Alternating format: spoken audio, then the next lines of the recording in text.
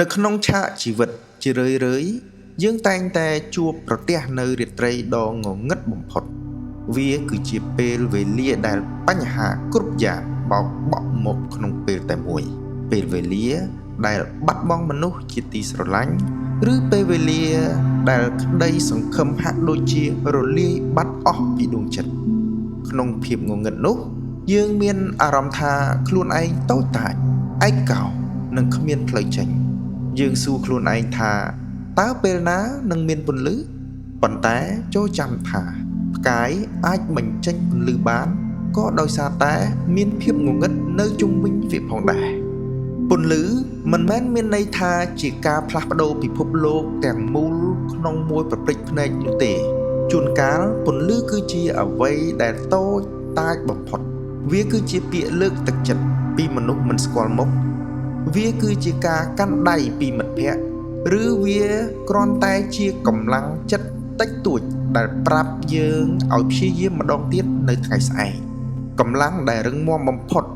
មិនមែនជាកម្លាំងមិនដែលដួលនោះទេតែវាគឺជាកម្លាំងដែលចេះងើបឈរវិញក្នុងភាពងងឹតសូម្បីតែពន្លឺទៀនដ៏តូចមួយក៏មានអំណាចអាចបណ្ដេញភាពងងឹតក្នុងបន្ទប់ដ៏ធំបានដែរ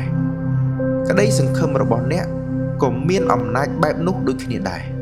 គ្មានយប់ណាដែលមិនចេះចប់ហើយក៏គ្មានព្យុះណាដែលមិនចេះរលាយបាត់ដែររាល់ការសាកល្បងដែលអ្នកកំពុងជួបប្រទះនៅថ្ងៃនេះវានឹងក្លាយទៅជាមេរៀនដ៏មានតម្លៃសម្រាប់នៅថ្ងៃស្អែកកុំឲ្យភាពងងឹតនៅថ្ងៃនេះ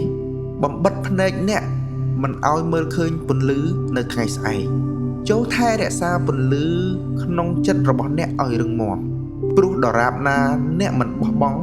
ក្តីសង្ឃឹមនៅតែជារបស់អ្នកជានិច្ចជំពូកនេះប្រហែលជាពិបាកប៉ុន្តែវាមិនមែនជាទីបញ្ចប់នៃកំណត់ហេតុរបស់អ្នកនោះទេយើងបានដើរមកដល់ទីបញ្ចប់នៃវគ្គនេះហើយអរគុណដែលបានអនុញ្ញាតឲ្យកំណត់ហេតុផ្កាស្លាក្លាយជាចំណែកមួយនៃដំណើរជីវិតរបស់អ្នកចូលចងចាំថា